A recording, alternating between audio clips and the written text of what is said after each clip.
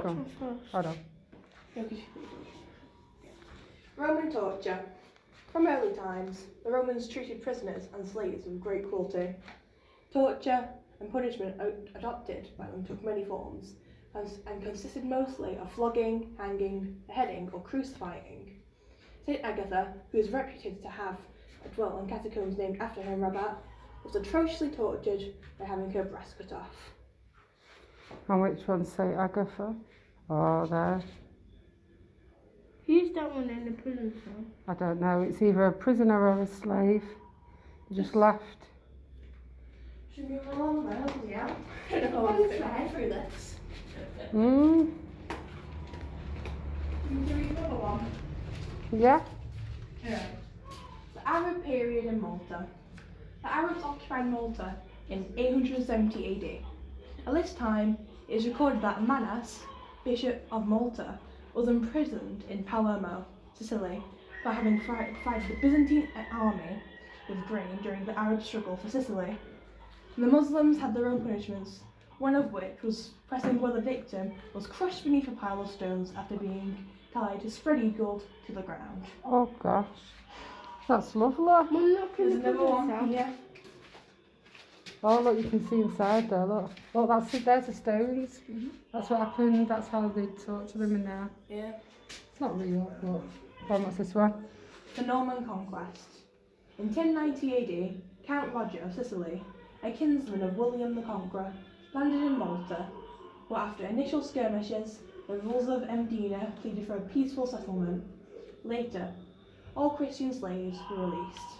The Normans left the Arabs to rule Malta unhindered until the year 1127 AD, when they then took over completely, running of the island. When they took over completely, the running of the island, swing over. Look up.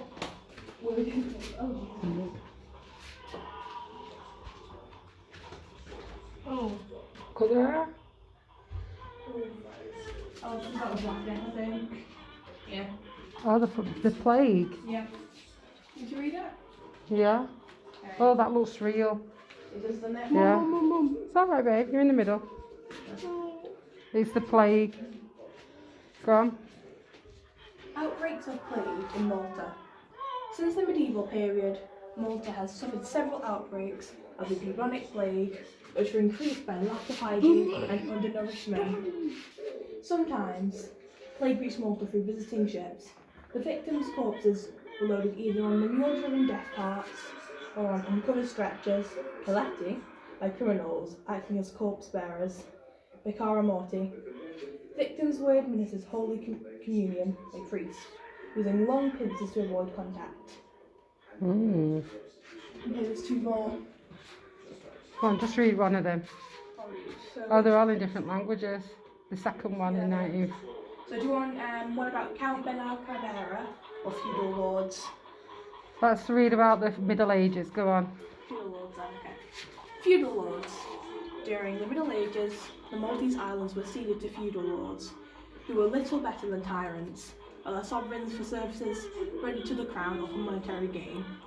In 1425, the islands passed on to Don Gonsalvo Monroy, the last feudal lord, whose iron-fisted rule reduced the populace to misery. Wary of his oppression, the inhabitants revolted and drove Monroy out of the island.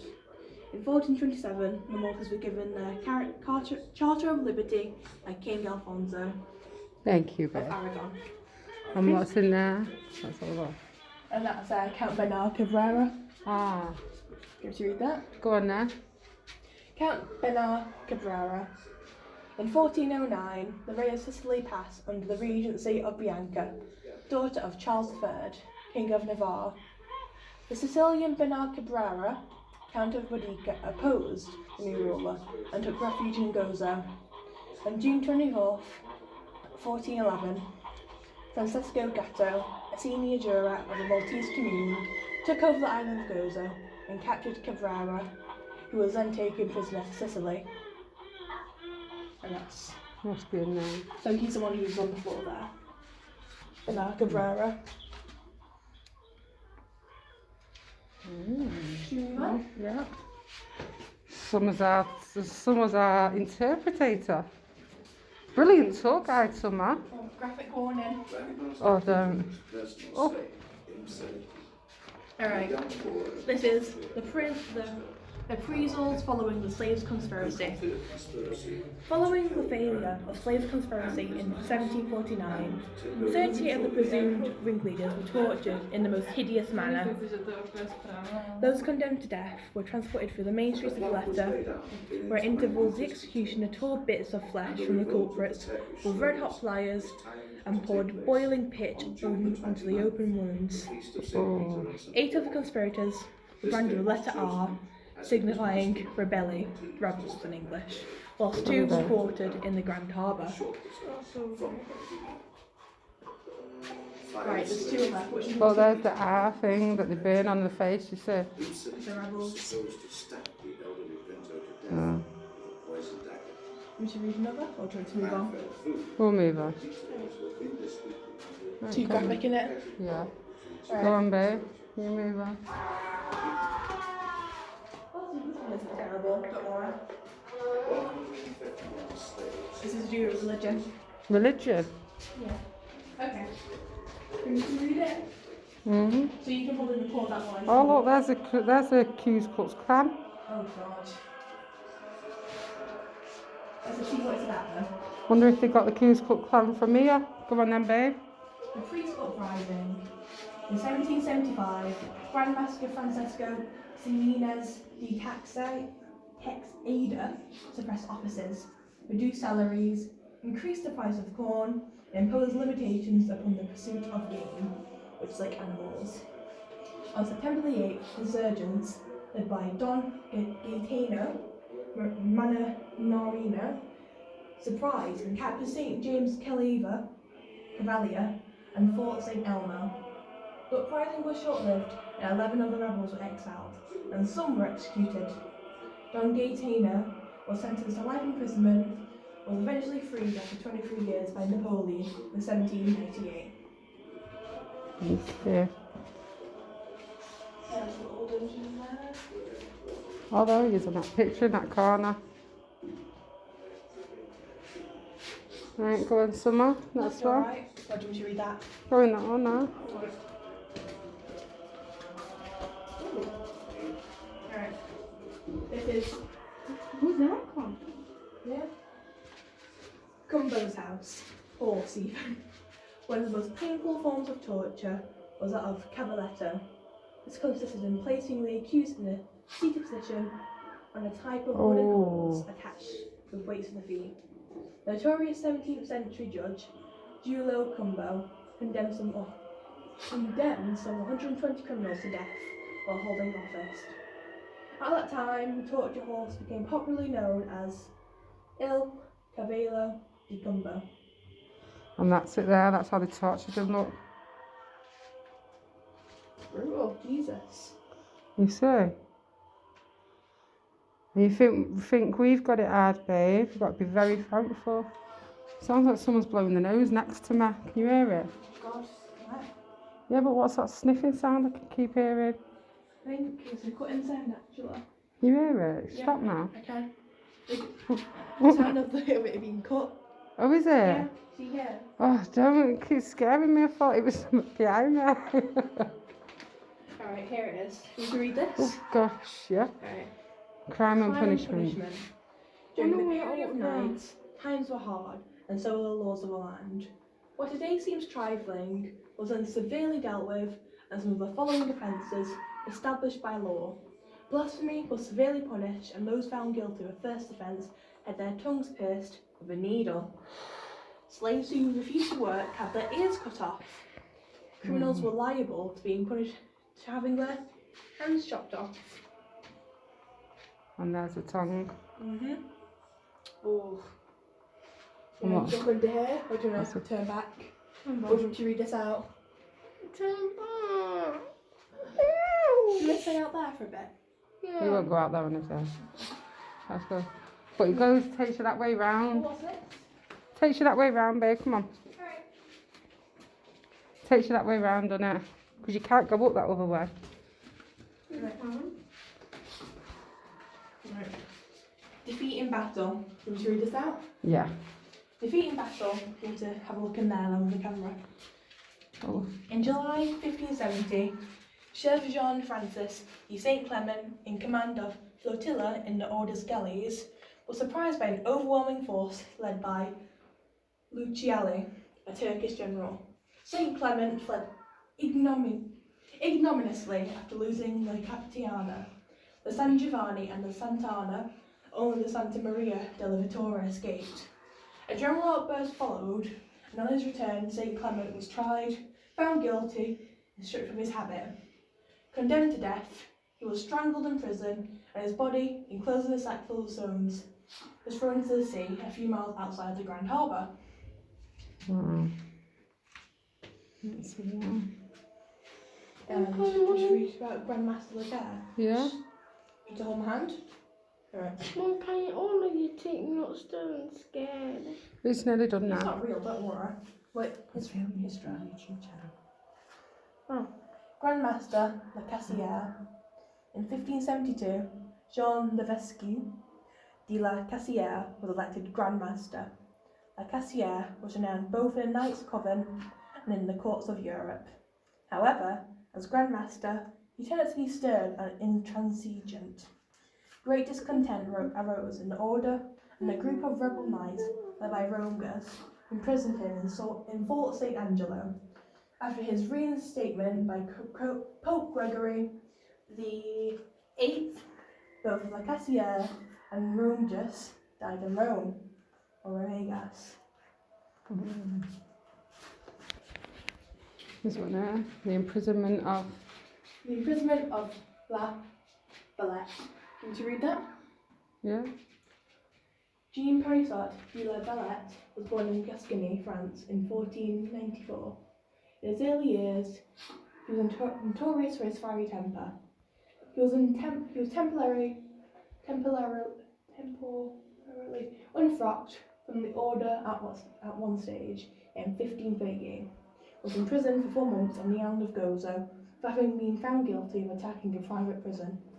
Elected Grand Master of the Order in 1557, he achieved fame for his valour and leadership during the Great Siege of Malta by the Turks in 1565. Oh.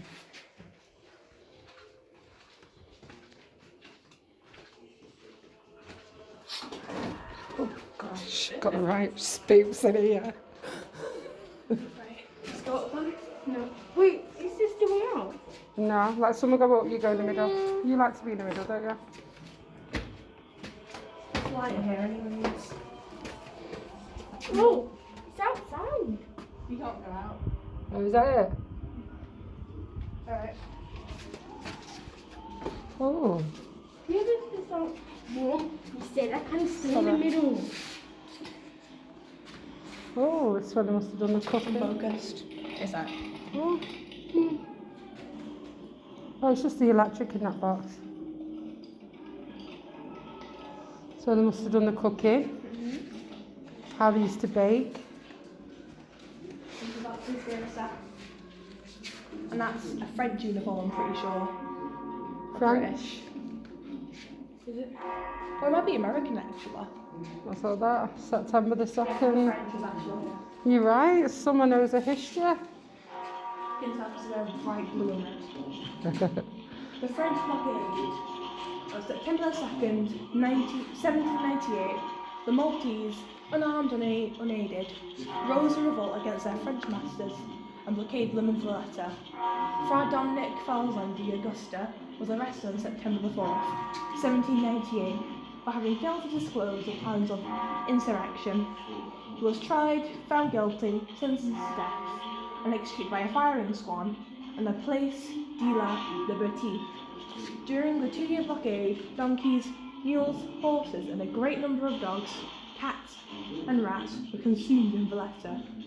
During a final hunt, 55 giant rats were caught in the military bakery of the Order.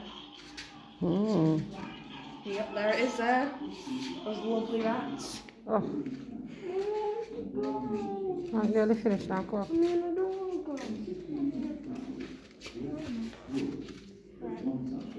So, this is about Napoleon, this is about superstition. Which one do you want me to read? Go on, read the witchcraft one. Superstition and witchcraft. Superstition and certain rituals of witchcraft were among the most frequent problems for an inquisitor in 17th century Malta. The deep-rooted Catholic faith of the Maltese was undermined by such belief, where sometimes people sought the help of women renowned for their healing powers. Fear the evil eye remained strong amongst the population, so that people resorted to talismans and amulets for protection. Muslim slaves were the most common source for obtaining such potions and superstitious objects. Superstition was looked at by the authorities as a malaise to be held in check.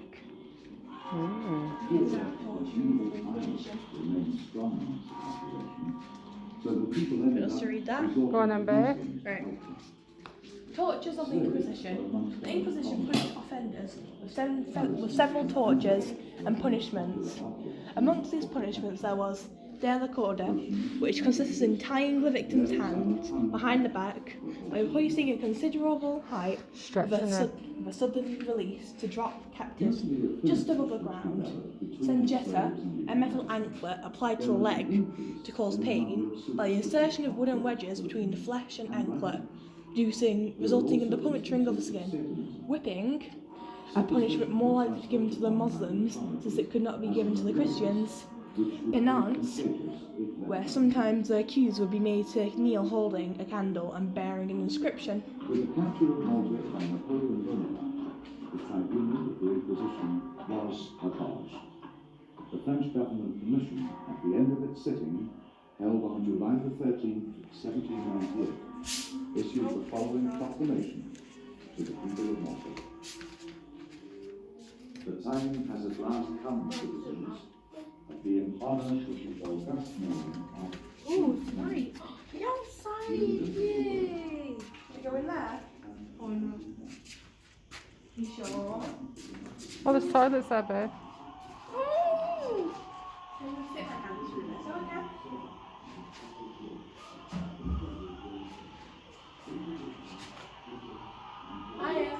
Are you taking me in, Mum? Hold on. Want to take pictures instead? I'm going to take a picture, but have a look. Do you want me to read anything? Jenna? Yeah, here. This one's interesting. About the priest here. After the priest revolt, following the abortive revolt of the priests in 1775, during the magistracy of Grand Master Francesco Ximenes, 3 of the rebels were executed and their gory heads were stuck in long poles displayed in public. There. We should read about criminal justice over there. Oh, yeah, please. You sure? Yeah, what is it? Can you read it? Criminal justice. Notwithstanding and harsh and savage punishments, crimes of violence were far from rare occurrences in medieval Malta. Quartering, beheading, hanging and flogging were some of the punishments now meted out. Occasionally, ringleaders had their heads and hands chopped off and placed on top of a stone pillar purposely erected to serve as a deterrent. One particular form of pillory was a gibbet, a metal cage used for public exposure of corpses and criminals and traitors after execution. Gibbeting remained in use in Malta well into the 19th century. Wow.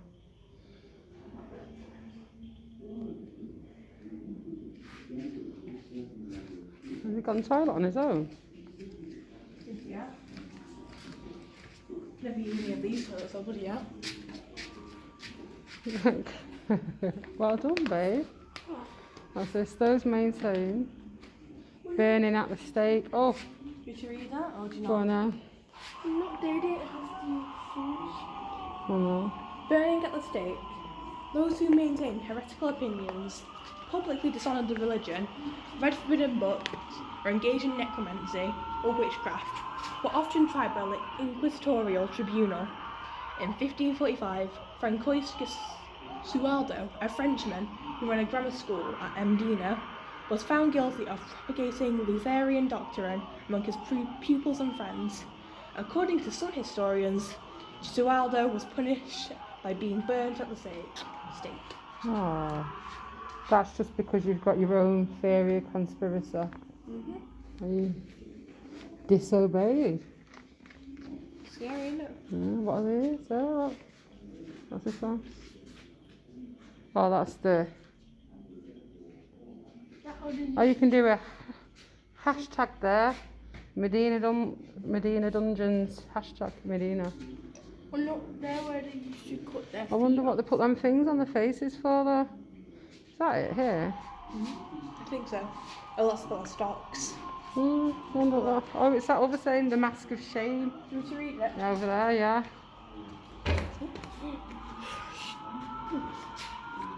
Masks of shame. All over Europe, crimes or offences committed were easily identified by the characteristic matching punishment. Some of the degrading punishments were especially intended to belittle people in the eyes of their neighbours and render them ridiculous. A few were extremely imaginative, and there was hardly any limit to the depths of human inventiveness. The instruments of punishment were used as numerous and varied as the offences. Masks of shame were created in the most bizarre fashion. Most were symbolic, referring to the particular offences. One such mask with big ears was made for those who heard everything. A big-nosed one was intended for those who interfered in other people's business. Big noser. A mask with a big mouth and long tongue signifies that everything the wearer got to know was maliciously repeated to others. Such masks also bore inscriptions. An example is, "The shrew who cannot hold her tongue has to put this muzzle on." A man, for instance, who behaved like a swine, was forced to wear a mask in the shape of a boar's head. There was also a mask of shame for scanding, botching craftsmen. Many of them covered their face completely. However, the condemned person never remained anonymous. However, although these masks very rarely cause physical pain, they pointed clearly to the negative side of the affected person and his misdeeds, and aroused grim feelings of what probably is the lowest and most reprehensible form of satisfaction: pleasure in gloating over the misery of others.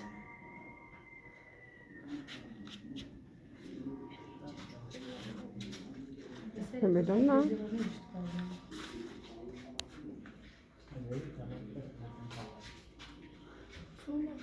one. Yeah, we've read that one. Oh, you didn't read this one, so I think it's the last one now. The Inquisition in Malta. The Inquisition is a special political because they're busy here. Sorry, I'll just put it there and they can probably read it. Go on, wash your hands first.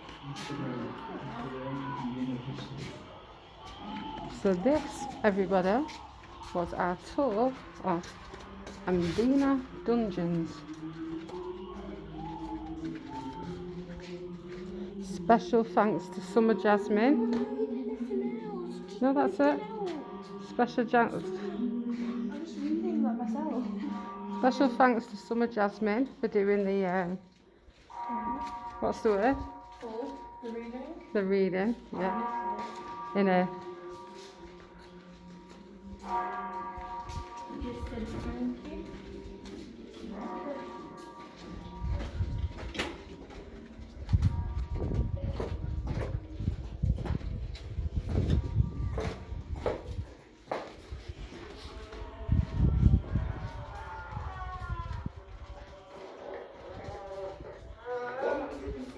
Slaves,